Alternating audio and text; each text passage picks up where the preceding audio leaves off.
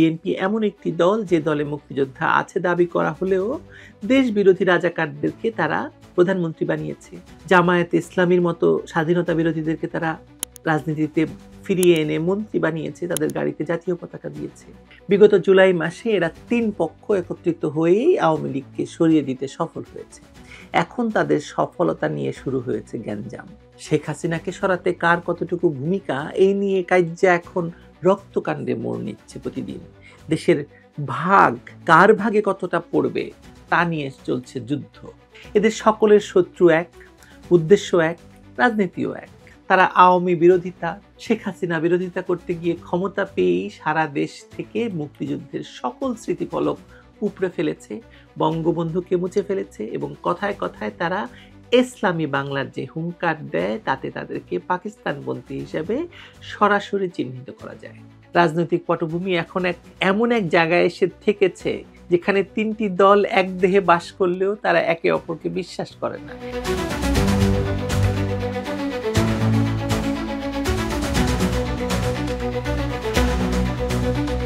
বিগত 15 বছর ধরে বাংলাদেশের রাজনীতিতে বিরোধী শিবির মানেই ছিল বিএনপি। জন্মের পর থেকে একচ্ছত্রভাবে আওয়ামী বিরোধী পরিচয়ে জনমনে প্রতিষ্ঠা পাওয়া দলটি এখন আর একা নয়। তার পাশে আছে জামায়াত ইসলামী এবং সেই জামায়াত ভেঙে বেরিয়ে আসা তথাকথিত সংস্কারপন্থী এনসিপি বা নাগরিক পার্টি, নাপা সংক্ষেপে। এদের সকলের শত্রু এক, উদ্দেশ্য এক, রাজনীতিও এক, মানে তিনটি দলের। বিগত জুলাই মাসে এরা তিন পক্ষ একত্রিত হয়েই আওয়ামী লীগকে সরিয়ে দিতে সফল হয়েছে। এখন তাদের সফলতা নিয়ে শুরু হয়েছে গ্যাঞ্জাম। শেখ হাসিনাকে সরাতে কার কতটুকু ভূমিকা, এই নিয়ে কার্যা এখন রক্তকাণ্ডে মোড় নিচ্ছে প্রতিদিন। দেশের ভাগ কার ভাগে কতটা পড়বে তা নিয়ে চলছে যুদ্ধ। সেই যুদ্ধ মিলনায়তন থেকে রাজপথে, রাজপথ থেকে কোথায় যায় দেখুন আপনারা। আজকের এই ভিডিওতে বিএনপি, জামায়াত, এনসিপির মধ্যে চলমান এই ক্ষমতা কেন্দ্রিক টানাপোড়েন নিয়ে কথা বলবো। আমাদের মনে রাখতে হবে যে বিএনপি এমন একটি দল যে দলে মুক্তিযোদ্ধা আছে দাবি করা হলেও দেশ বিরোধী রাজাকারদেরকে তারা প্রধানমন্ত্রী বানিয়েছে। জামায়াতে ইসলামীর মতো স্বাধীনতা বিরোধীদেরকে তারা রাজনীতিতে ফিরিয়ে এনে মন্ত্রী বানিয়েছে, তাদের গাড়িতে জাতীয় পতাকা দিয়েছে। আর জামায়াত ইসলামী 71-এ বাংলাদেশ বিরোধী ছিল, কিন্তু সে অবস্থানের জন্য তারা যেহেতু ক্ষমা কখনো চায়নি, সেহেতু তারা এখনো সে অবস্থান থেকে সরে এসেছে বলে বিশ্বাস করার কোনো কারণ নেই। তারা এখনো যুদ্ধাপরাধী, এখনো বাংলাদেশ বিরোধী, এখনো স্বাধীনতা বিরোধী, এখনো আল বদর, আল শামস। আর ওদিকে জামায়াত থেকে বের হওয়া এনসিপি আরো এক কাঠি সরেস। তারা আওয়ামী বিরোধিতা, শেখ হাসিনা বিরোধিতা করতে গিয়ে ক্ষমতা পেয়েই সারা দেশ থেকে মুক্তিযুদ্ধের সকল স্মৃতিফলক উপড়ে ফেলেছে, বঙ্গবন্ধুকে মুছে ফেলেছে এবং কথায় কথায় তারা ইসলামী বাংলার যে হুঙ্কার দেয় তাতে তাদেরকে পাকিস্তানপন্থী হিসেবে সরাসরি চিহ্নিত করা যায়। তার মানে কি দাঁড়ালো? তার মানে দাঁড়ালো এই যে এদের প্রত্যেকের রাজনীতির মিল হচ্ছে বাংলাদেশের স্বাধীনতা, মুক্তিযুদ্ধ এবং বঙ্গবন্ধুকে বিতর্কিত করায়, নিশ্চিহ্ন করায় এবং সর্বোপরি ধর্মকে আশ্রয় করে রাজনীতিতে এদের প্রত্যেকের মধ্যেই অভূতপূর্ব মিল রয়েছে। তারা এক দেহে এতগুলো মিল নিয়ে তিনটি রাজনৈতিক দল। এবার আসুন এদের ভেতরকার ক্ষমতার কামড়াকামড়ি নিয়ে আলোচনা করা যায়। 2024 সালের আগস্ট মাসে ক্ষমতা দখলের পর এই তিনটি পক্ষের আচরণ স্পষ্ট করে দিয়েছে যে এদের রাজনৈতিক উদ্দেশ্য এবং রাজনীতিতে মিল থাকলেও এদের মধ্যে কখনোই বন্ধুত্ব বলে কিছু ছিল না। যা ছিল তা আসলে সুবিধাভিত্তিক এক ধরনের একাত্মতা। আসলে তারা কেউ কাউকে সহ্য করতে পারে না। তারা একসঙ্গে ছিল শুধু এক শত্রু, অর্থাৎ আওয়ামী লীগকে মোকাবেলা করতে। কিন্তু সেই শত্রু বিদায় নেওয়ার পর এখন তারা একে অপরকে নিশ্চিহ্ন করতে চায়। এটা হচ্ছে বাংলাদেশের বা পাকিস্তানের আর এক বাস্তবতার মতো। প্রথমে দেশ থেকে হিন্দুদেরকে তাড়িয়ে দাও, তারপর যেহেতু বিধর্মী শত্রু থাকবে না তখন নিজেদের মধ্যে শিয়া সুন্নি দ্বন্দ্ব বাঁধিয়ে সংখ্যালঘু শিয়াদের নির্মূল করো। তারপর যখন শিয়া নির্মূল হবে তখন নিজেদের মধ্যে কে হাম্বলি, কে শাফি, কার ইসলাম ভালো, কার ইসলাম খারাপ, কে খারেজি, কে বাতেনি, এগুলো খুঁজে তাদেরকে হত্যা করো।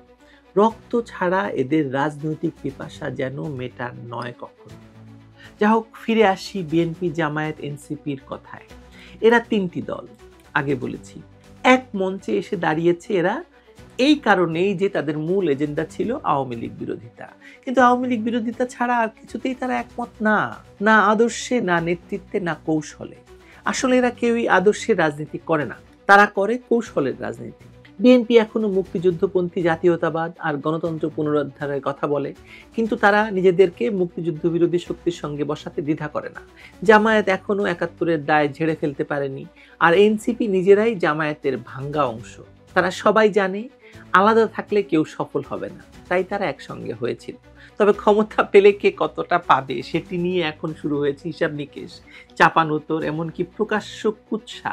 জামায়াত মনে করে তারাই মাঠের লড়াইয়ে সবচেয়ে সক্রিয় ছিল, তারাই সংগঠনের সবচেয়ে শক্তিশালী, তাই তারা এখন আর বিএনপির ছায়ায় থাকতে চায় না। অতীতে বিএনপির ব্যানারে নির্বাচন করলেও এখন তারা নিজেদের আলাদা পরিচয় গড়ে তুলতে চায়, সেজন্য নানা কৌশল নিচ্ছে। নির্বাচন হতে না দিয়ে আরও শক্তিশালী হয়ে তারপর নির্বাচন করার কথা বলছে। বিএনপির সমস্যা হলো তারা আজ আর কিছুই নিয়ন্ত্রণ করতে পারে না। তাদের আন্দোলন ব্যর্থ হয়েছে, একের পর এক সংগঠন ভেঙে পড়েছে, নেতৃত্বের সংকটে সেখানে প্রবল। অনেক দিন ধরেই তারা জামায়াতের উপর নির্ভরশীল। আন্দোলনের মাঠ ভরাতে, পোস্টার ছড়াতে, এমনকি সোশ্যাল মিডিয়ায় সাড়া জাগাতে সব জায়গায় জামাত কেন্দ্রিক ক্যাডারদের উপর নির্ভর করত বিএনপি। এমন অবস্থায় জামায়াত এখন বিএনপিকে প্রয়োজন মনে করছে না। অন্যদিকে এনসিপি এক ধরনের হাইব্রিড রাজনীতি করছে। তারা জামায়াত থেকে বেরিয়ে আসা, কিন্তু জামায়াতকেও প্রত্যাখ্যানও করছে না। গোপনে জামায়াত তাদেরকে মানুষ সাপ্লাই দেয় তাদের পদযাত্রায়, আবার তারা প্রকাশ্যে একে অপরের বিরোধিতা করে। একই সাথে তারা মুক্তিযুদ্ধ এবং ধর্মীয় মূল্যবোধ দুয়েরই কথা বলে, যেন আন্তর্জাতিক মহলে একটা সফট ইসলামপন্থী ভাবমূর্তি তৈরি করা যায়। এদের প্রধান লক্ষ্য বিএনপি বা জামায়াতের সঙ্গে জোট নয়, বরং নিজেদের আলাদা ব্র্যান্ড তৈরি করা। তিনটি দলই চায় বিরোধী নেতৃত্বের কেন্দ্রে থাকতে।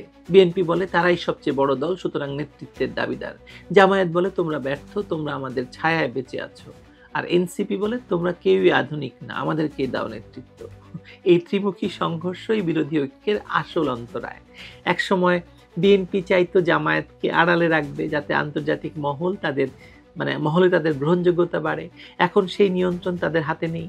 জামায়াত প্রকাশ্যেই নিজেদের কর্মসূচি চালায়, আর বিএনপিকে আমন্ত্রণ না জানিয়ে বোঝাতে চায় তোমরা আমাদের সমান নও। এনসিপি তো আরও এক ধাপে গিয়ে তারা প্রকাশ্যে বিএনপির সিনিয়র নেতাদের নিয়ে কটাক্ষ করে, ফেসবুকে পোস্ট করে, মিটিংয়ে ঠাট্টা করে বলে বিএনপি হলো ভাঙারেরিও। এই সমালোচনার পেছনে আছে নিজস্বতা গড়ে তোলার চেষ্টা।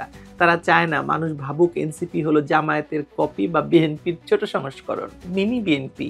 তারা আলাদা হয়ে থাকতে চায়, এমনকি একা থাকলেও বা ব্যর্থ হলেও। তাদের পিছনে ডক্টর ইউনূস আছে না, কত বড় শক্তি বলুন তো। এই আওয়ামী বিরোধী ঐক্যের সবচাইতে বিপজ্জনক দিক হলো তাদের কোনো আদর্শিক ভিত্তি নেই। তারা শুধু একটাই কথা বলে, আওয়ামী লীগকে সরাতে হবে, শেখ হাসিনাকে হটাতে হবে। কিন্তু আওয়ামী লীগ সরানো মানেই কি রাষ্ট্রকে নতুন কিছু দেওয়া? না, তারা বরং সেই ভিত্তি নষ্ট করতে চায় যার উপর বাংলাদেশ গড়ে উঠেছে। মুক্তিযুদ্ধ, সংবিধান, ধর্মনিরপেক্ষতা সব ধ্বংস করে তারা নতুন তাদের মতো করে ইসলামী বাংলাদেশ গড়তে চায়। জামায়াত এবং এনসিপিতে স্পষ্টভাবে বাংলাদেশের অস্তিত্ব অর্থাৎ স্বাধীনতা এবং মুক্তিযুদ্ধ বিরোধী, আগেই বললাম। এ ব্যাপারে তাদের কোনো রাগঢাক নেই। কিন্তু বিএনপি কেন চুপ? কারণ বিএনপির কোনো বল নেই জামায়াতকে থামানোর, বরং তারা নিজেরাই এখন জামায়াতের রাজনৈতিক ছত্রছায়ায় বেঁচে থাকার চেষ্টা করছে। আওয়ামী লীগকে হটাতে গিয়ে তারা নিজেদের আত্মাকে বিক্রি করে দিয়েছে। রাজনৈতিক পটভূমি এখন এমন এক জায়গায় এসে থেকেছে যেখানে তিনটি দল এক দেহে বাস করলেও তারা একে অপরকে বিশ্বাস করে না, একে অপরকে ঠকাতে চায়, কেউ কাউকে ছাড় দিতে চায় না। বিএনপি ভাবে ছাড় দিলে অস্তিত্ব হারাবে, জামায়াত ভাবে ছাড় দিলে আবার জামায়াত বিএনপি অপবাদে ফিরে আসবে, এনসিপি ভাবে তাদের কট্টর ইসলামপন্থী ভাবমূর্তি নষ্ট হবে। আসলে এই পুরো নাটকটা একটা মানসিক দ্বন্দ্ব। বিএনপি এতদিন বিরোধী রাজনীতির স্বীকৃত মুখ ছিল, এখন তারা নেতৃত্ব হারিয়ে ফেলেছে। জামায়াত এবং এনসিপি মনে করে আমরাও পারি, ফলে তারা আর বিএনপিকে সম্মান দিতে চায় না, বরং নিজেরাই সামনে চলে আসতে চায়। এটা শুধু ক্ষমতার লোভ না, বরং নিজেদের অস্তিত্ব প্রমাণের লড়াই। এখন এই তিন শত্রু একসাথে থেকে যেটুকু সম্ভব করছে তা হলো একে অপরের বিরুদ্ধে গোপন ষড়যন্ত্র, অভ্যন্তরীণ বিরোধ আর কৌশলগত বিশ্বাসঘাতকতা। তারা প্রকাশ্যে হয়তো জোটের কথা বলবে, একসাথে প্রেস কনফারেন্স করবে, কিন্তু ভেতরে ভেতরে তারা পরস্পরকে খেয়ে ফেলার সুযোগ খোঁজে। আওয়ামী লীগকে হটানোর পর তারা এখন নিজেরাই নিজেদের প্রধান শত্রু। আর এই অস্থিরতা সাধারণ জনগণের সামনে একটি বড় প্রশ্ন তুলে ধরছে যে এই তিন দলের পারস্পরিক সন্দেহ, ক্ষমতার লড়াই এবং আদর্শহীনতা নিয়ে কি সত্যি বাংলাদেশে একটি কার্যকর বিকল্প রাজনীতি গড়ে ওঠার আশা করা যায়? যে বিকল্প রাজনীতির ধোঁয়া তুলে জনগণকে ধোঁকা দেওয়া হয়েছিল বিগত জুলাই আন্দোলনে। এতদিন ধরে বাংলাদেশের সুশীল সমাজ যে বিকল্প আন্দোলনের কথা বলেছে, বিকল্প রাজনীতির কথা বলেছে, সেটি আওয়ামী বিরোধী শিবিরের কথা বলেছে, সেটি আপনি কি দেখেন আমি জানি না। আমি বাংলাদেশের রাজনীতির নয়া বাস্তবতা দেখি। প্রথমে বিএনপি বনাম জামায়াতের রক্তাক্ত যুদ্ধ, তারপর বিএনপির বিরুদ্ধে জামায়াত আর এনসিপির মিলিত আক্রমণ। যেহেতু এখন আওয়ামী লীগ মাঠে নেই, সেহেতু এই ফাঁকা মাঠে এই তিন পক্ষ একই রকম রাজনীতি করেও কার আগে কে কারে বধ করবে সেই প্রতিযোগিতা চালিয়ে যাবে আগামী কিছু বছর। আমার মনে হয় জামায়াত আর এনসিপি মিলে বিএনপিকে খেয়ে ফেলবে। তারপর মূল এবং ভয়ঙ্কর যুদ্ধটি দেখতে পাই আওয়ামী লীগ আর জামায়াতের মধ্যে। সেটা হবে ৭১-এর পুনরাবৃত্তি, আরেকটি ৭১। কিন্তু সে এখনো বেশ দেরি আছে।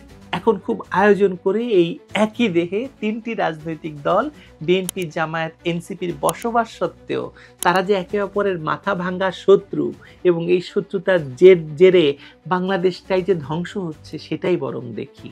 করার তো কিছু নেই আমাদের, তাই না? নাকি আছে? জানিয়েন তো প্লিজ কমেন্টে। ভালো থাকুন ততক্ষণ।